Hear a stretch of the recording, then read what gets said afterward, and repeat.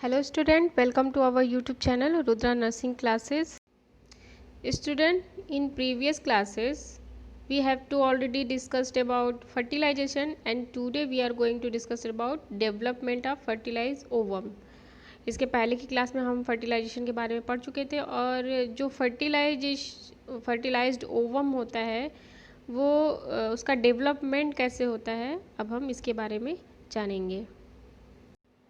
Fusion of sperm and ovum formed a zygote and this process is called fertilization. Student यहाँ पे देख लीजिए ZATION होगा fertilization. After that its development start by mitosis. Mitosis division होता है तो further cells divide होने लगती हैं और कई cells में कन्वर्ट हो जाती हैं. The first mitosis in the zygote is completed about 30 hours after the fertilization process. जो fertilization का process होता है उसके 30 घंटे बाद फर्स्ट मिटोसिस डिवीजन जो है जाइगोट में कंप्लीट होता है. As a result 2 cell are form. उसके बाद इसका जो रिजल्ट होता है जो फर्टिलाइजेशन में 30 घंटे बाद जो सेल डिवीजन होता है मिटोसिस, इसके रिजल्ट में क्या होता है कि जो ये जाइगोट है ये 2 सेल में डिवाइड हो जाता है. These cells are called blastomeres. ये जो 2 सेल होती है जो मिटोसिस डिवीजन के बाद जो 2 सेल्स बनती हैं तो इसको ब्लास्टोमेयर कहते हैं. अब ये जो ब्लास्टोमेयर बना मतलब जो 2 सेल बना ये further divided into 4 cell 8 cell 16 cells structure. अब इसमें फर्दर डिवीज़न होता रहता है मिटोसिस डिवीज़न जिसके रिजल्ट में 4 सेल बनते हैं फिर 8 सेल बनते हैं उसके बाद 16 सेल बनते हैं तो ये फर्दर डिवीज़न होता रहता है. 4 cell stage is formed 40 to 50 hours after fertilization and 16 cell stage is about 96 hour after fertilization. तो 4 सेल का जो स्ट्रक्चर होता है वो 40 से 50 घंटे के फर्टिलाइजेशन के 40 से 50 घंटे के बाद होता है और 16 सेल का जो स्ट्रक्चर बनता है वो 96 आवर के बाद बनता है. यानी नियर अबाउट अगर कहा जाए तो 4 डेज़ के बाद 16 सेल का जो स्ट्रक्चर होता है वो कंप्लीट होता है. 16 सेल स्टेज आता है जिसे हम मारुला कहते हैं. तो आइए अब हम मारुला के बारे में देखते हैं. ये जो मारुला का स्ट्रक्चर है ये 16 सेल का जो स्ट्रक्चर है इसे ही मारुला कहते हैं और ये 96 आवर के बाद कंप्लीट होता है. तो after the division of zygote resemble that of mulberry. और ये मालबेरी के तरह दिखता है. मालबेरी का मतलब सहतूत होता है. तो ये मालबेरी की जो 16 सेल का ये जो स्ट्रक्चर होता है ये मालबेरी की तरह दिखता है. This morula stage enter the uterus cavity from the fallopian tube.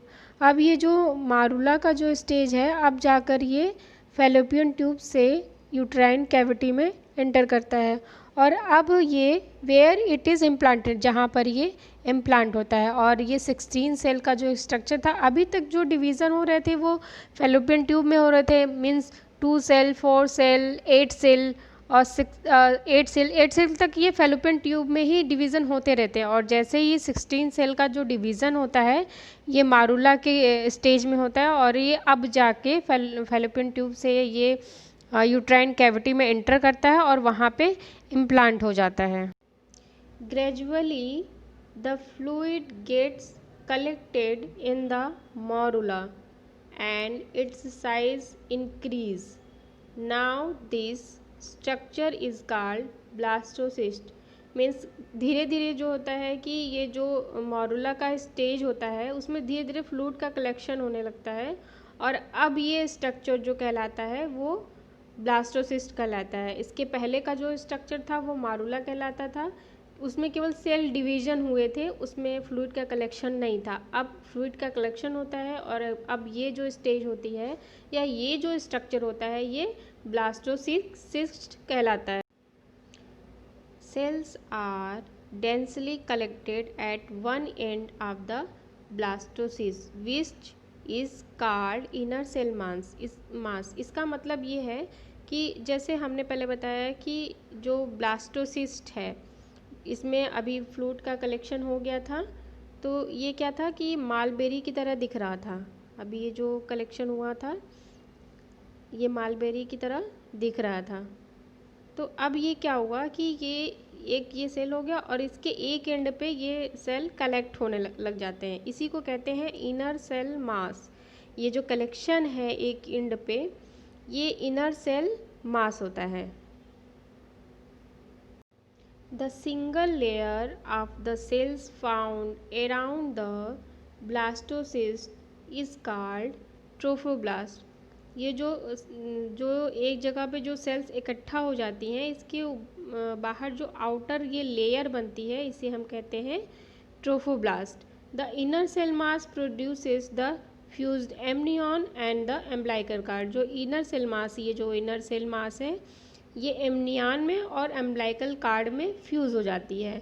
While the trophoblast from the placenta and Korean, जबकि ये जो ट्रोफोब्लास्ट है ये प्लासेंटा और कोरियन में चेंज होती है। अब इसके आगे हम देखते हैं कि ब्लास्टोसिस्ट में ये जो इनर सेल मास है और ये जो ट्रोफोब्लास्ट है ये क्या क्या बनाता है। अब हम देखेंगे कि ये जो ब्लास्टोसिस्ट है इसके दो पार्ट हुए। ब्लास्टोसिस्ट के ये जो पूरा स्ट्रक्चर था मालबेरी का ये पूरा जिसमें फ्लूइड कलेक्शन हो गया था ये ब्लास्टोसिस्ट था, और अब ये दो पार्ट में डिवाइड हो गया। एक तो इनर सेल मास हो गया और दूसरा ट्रोफोब्लास्ट हो गया।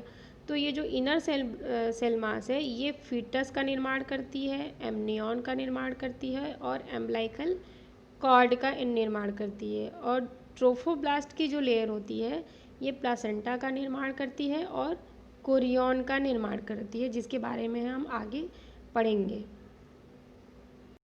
स्टूडेंट आइए अब हम जानते हैं जोना हैचिंग के बारे में कि what is the mean of zona hatching.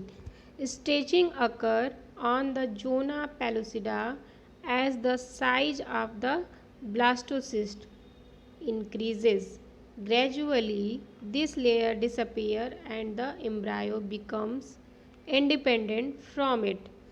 ये जो आउटर लेयर है ये जब इनर सेल मास अपनी साइज को इंक्रीज़ करता है और धीरे धीरे ये फीटस में कन्वर्ट होता है, कोरियन में कन्वर्ट, ये जो ट्रोफोब्लास्ट है कोरियन में कन्वर्ट होता है और प्लासेंटा में कन्वर्ट होता है। तो जो ऊपरी लेयर है वो धीरे धीरे डिसअपियर हो जाती है ये खिंचाव के कारण।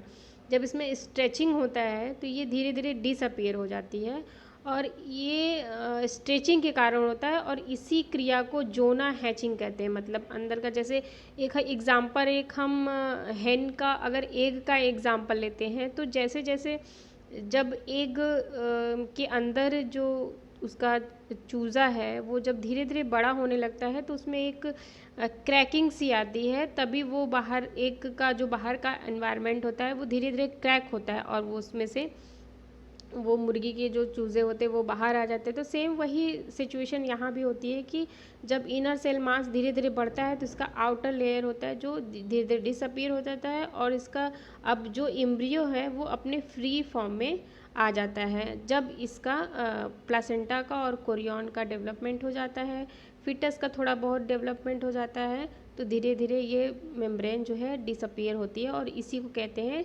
जोना हैचिंग। सो स्टूडेंट, आपको डेवलपमेंट ऑफ फर्टिलाइज ओवम के कुछ पार्ट के बारे में बता दिया गया है। थोड़ा डिटेल में हम अगले दिन बताएंगे ताकि आपको वीडियो लंबा ना लगे और आपको बोरिंग ना हो। इसलिए छोटे छोटे पार्ट में हम वीडियो बना रहे हैं ताकि छोटी छोटी चीज़ों को आप समझते चलें और देखते चलें। तो मेरा वीडियो अगर पसंद आया हो तो प्लीज़ लाइक एंड सब्सक्राइब करना ना भूलें और कोई भी क्वेरी हो तो उसे कमेंट बॉक्स में ज़रूर लिखें। Thank you.